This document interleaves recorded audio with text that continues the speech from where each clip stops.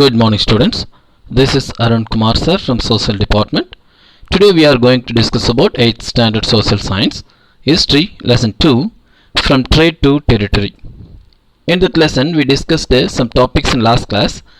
That was the rise of political power of English East India Company, the events and the impact of Battle of Plassey and Buxar, the Carnatic Wars. That and all we discussed in last class. In today, we are going to discuss about the Mysore Wars and the Maratha Wars. Okay, so first one, the Mysore and its resistance to the British expansion. Resistance means against. Okay, the state of Mysore rose to prominence in the politics of South India under the leadership of Hyder Ali. He was a leader of South India region. He and his son Tipu Sultan played an prominent role. Prominent role means important role against the expansion of British Empire in India. Both of them faced the English with undoubted courage. In 1761, he became the de facto ruler of Mysore. He also proved to be the most formidable enemy to the English East India Company. He was a dead enemy to the English East India Company. The First Anglo-Mysore War. Now we are going to discuss about First Anglo-Mysore War in 1767 to 69. Causes. Hyder Ali's growing power and his friendly relations with the French became a matter of concern for the English East India Company. That was the first reason. Second one, the Marathas, the Nizam and the English entered into a triple alliance against Hyder Ali. That was the second reason. Next, courts. The Nizam, with the help of British troops under General Joseph Smith, invaded Mysore in 1767. Hyder Ali defeated the English and captured Mangalore. The English force defeated by Hyder Ali. In March 1769, he attacked Madras and forced the English to sign a treaty on 4th April 1769. A treaty was signed between English and the Hyder Ali. Next, the Treaty of Madras in 1769. At the end of the war, the Treaty of Madras was signed between Hyder Ali and the British East India Company. Both the parties returned the conquered territories and promised to help each other in case of any foreign attack on them. Okay. In the First Anglo-Mysore War, British was defeated by Hyder Ali. After that, the treaty was signed between British and Hyder Ali. That was the Treaty of Madras in 1769.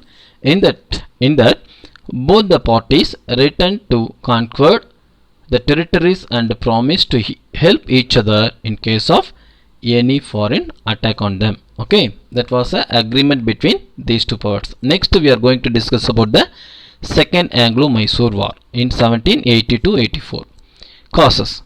The English did not fulfill the terms of the Treaty of 1769 when Hyder's territories were attacked in 1771 by Marathas. Hyder did not get help from the British. They not help to the Hyder Ali during the time of Marathas attack. Second one, British captured Mahe, a French settlement within Hyder's jurisdiction. It led to the formation of an alliance by Hyder with the Nizam and Marathas against the English in 1779. So, the Hyder Ali formed the alliance between Nizam and the Marathas against the British in 1779. Next, course. In 1781, the British General Sir Eyre Coote defeated Hyder Ali at Porto Novo. Hyder Ali was defeated by British at Porto Novo. The Mysore forces suffered another defeat at Solinger. In these two places, Hyder Ali was defeated. One is Porto Novo and second one is Solinger. Hyder Ali died of cancer during the course of war. After the death of Hyder Ali in 1782, his son Tipu Sultan continued the war against the English. During the time of Second Anglo-Mysore War, Hyder Ali was died of cancer. So his son Tipu Sultan continued the war against English. Tipu captured Brigadier Matthews, the supreme commander of the British forces, along with his soldiers in 1783. It was a serious loss to Tipu Sultan. Okay. So after the end of the war, the Treaty of Mangalore was signed. The Treaty of Mangalore in 1784. On 7th March 1784, the Treaty of Mangalore was signed between the two parties. Both agreed to return the conquered territories and also the prisoners of war. Thus, Warren Hastings saved the newly established British Dominion from the wrath of powerful enemies like Marathas and Hyder Ali. When the British lost their colonies in America and elsewhere, Warren Hastings lost nothing in India. Instead, he consolidated the British power in India. Warren Hastings consolidated the British power in India. Okay students, next we are going to discuss about the Third Anglo-Mysore War in 1790 to 1792. Causes. Tipu was trying to seek alliance of foreign powers against the English, and for that purpose he had sent his ambassadors to France and Turkey. He needed help from the foreign powers, so he sent his ambassadors to France and Turkey. Tipu attacked on Travancore in 1789, whose ruler was an ally of the British. The English, the Nizam and the Marathas entered into a triple alliance against Mysore. Course. Tipu fought alone, which continued for 2 years. It was fought in 3 phases. The attack of English under General Meadows failed. Therefore, in December 1790, Cornwallis himself took a command of the army. After the defeat of General Meadows, Cornwallis himself took the command of army. Cornwallis captured all the hill forts which obstructed his advance towards Srirangapatnam and reached near its outer wall. Tipu felt desperate and opened negotiation with the English. The negotiation between English and the Tipu Sultan. Cornwallis agreed and the Treaty of Srirangapatnam was concluded in 1792. Next, the Treaty of Srirangapatnam in 1792. Tipu surrendered of his kingdom to the Allies. Tipu agreed to pay 3.6 crore of rupees to the English as war indemnity and surrender 2 of his sons as hostages to the English. The English acquired Malabar, Cork, Dindigul and Barmahal, Coimbatore and Salem. So that places were given by the Tipu Sultan to the British. So that was the end of Third Anglo-Mysore War. Next, the Fourth Anglo-Mysore War. Now we are going to discuss about Fourth Anglo-Mysore War. Tipu Sultan did not forget the humiliating Treaty of Srirangapatnam imposed upon him by Cornwallis in 1790. So he wants to take revenge the British, especially the Cornwallis. Causes.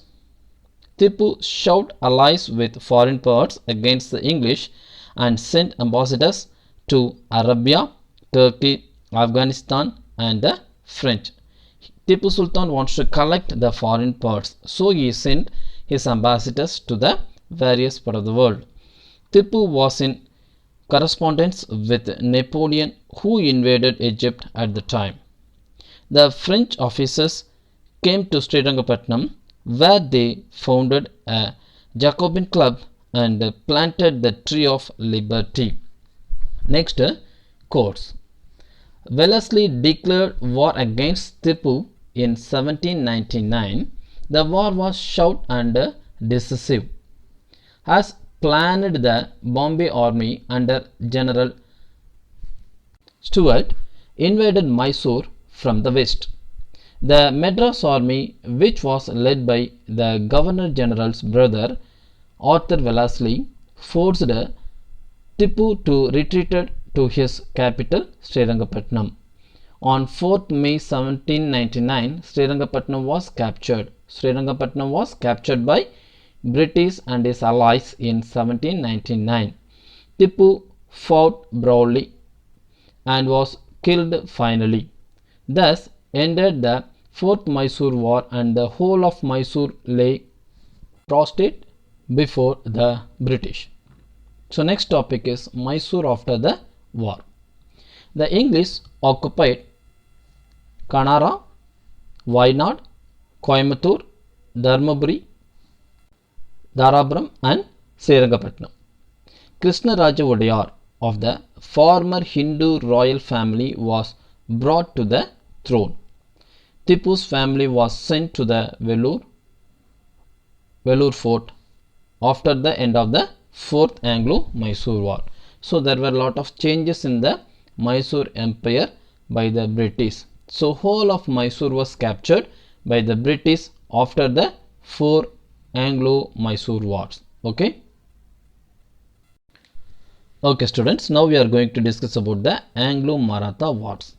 So after the end of four Anglo-Mysore Wars, the Anglo-Maratha Wars was happened in India. So first Anglo-Maratha Wars. The Marathas managed to overcome the crisis caused by their defeat at Panipat, and after the decade recovered their control over Delhi. However, the old Maratha Confederacy controlled by the Peshwa had given way to 5 virtual independent states: Peshwa at Pune, Gaikwad at Baroda, Bhonsle at Nagpur, Holkar's at Indore, and Scindia's at Gwalior. The Peshwa's government was weakened by internal rivalries, and the other 4 leaders were often hostile to one another. Despite this, the Marathas were still a formidable power. The internal conflict among the Marathas was best utilized by the British in their expansionist policy. The disunity and the internal rivalry between the Marathas, that was a great placement to the British to expansionist policy in India. Next, the first Anglo-Maratha War in 1775 to 82. Causes. In the cause of the Marathas, the first British intervention was that time of dispute over succession to the Peshwaship following the death of Narayan Rao. After the death of Narayan Rao, Raghunath Rao became the Peshwa, but his authority was challenged by a strong party at Pune under Nana Fatnavis. The party recognized the infant born posthumously to Narayan Rao's wife, Gangabai, as the Peshwa and set up a council of regency in his name. Having failed in his bid to capture power, Raghunath Rao approached the British for help. The Treaty of Surat between the English and Raghunath Rao was concluded in 1775. However, the majority of the Supreme British Council in Calcutta was opposed to the Surat Treaty.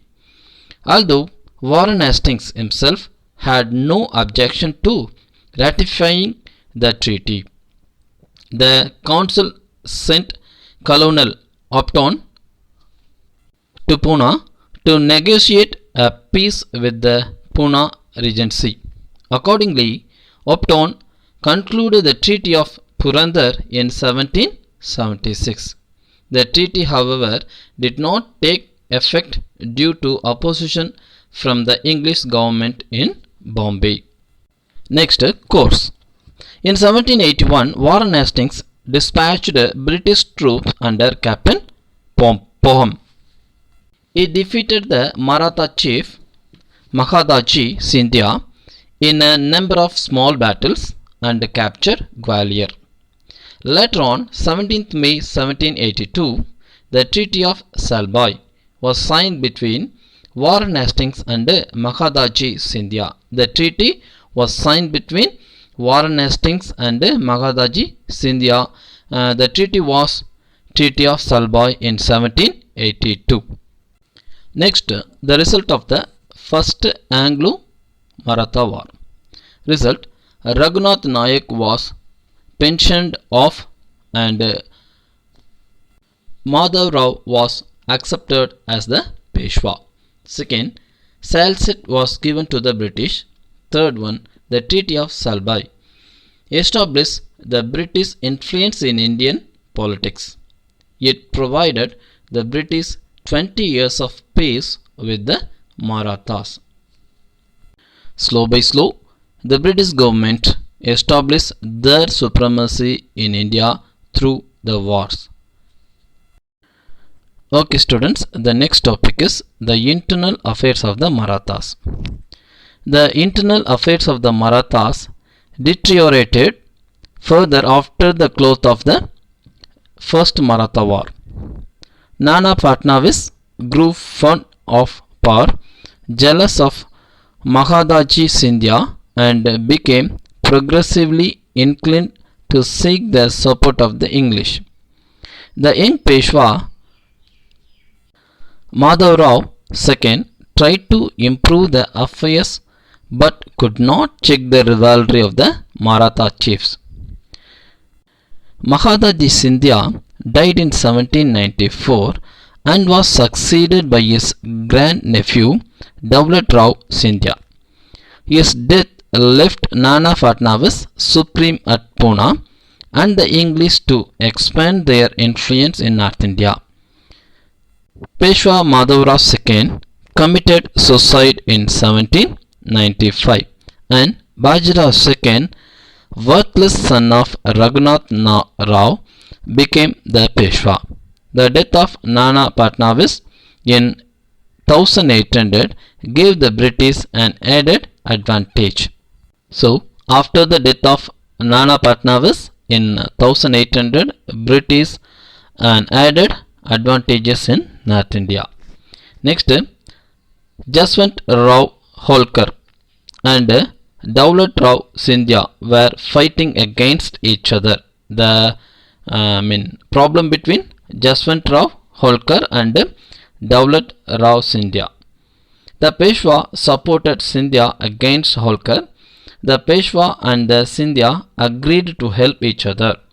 Holkar marched against the Peshwa.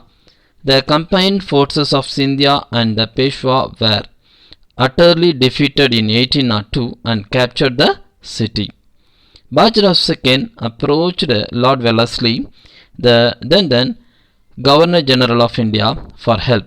Lord Wellesley welcomed the Peshwa and made him sign the Treaty of Basin.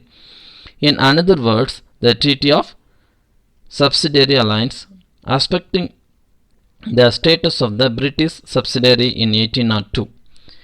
As an immediate to the Treaty of Basin, the British troops marched under the command of Arthur Wellesley towards Pune and restored the Peshwa to his position. The forces of Holkar vanished from the Maratha capital.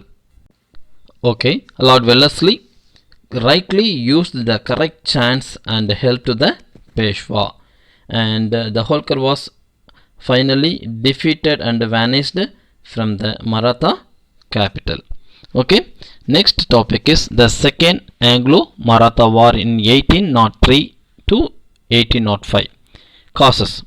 After the accepted the subsidiary alliance by the Peshwa, Daulat Rao Scindia and Rahoji Bhonsle attempted to save Maratha's independence, but the well-prepared and organized army of the English under Arthur Wellesley defeated the combined armies of Scindia and Bhonsle at Assaye and Argonne.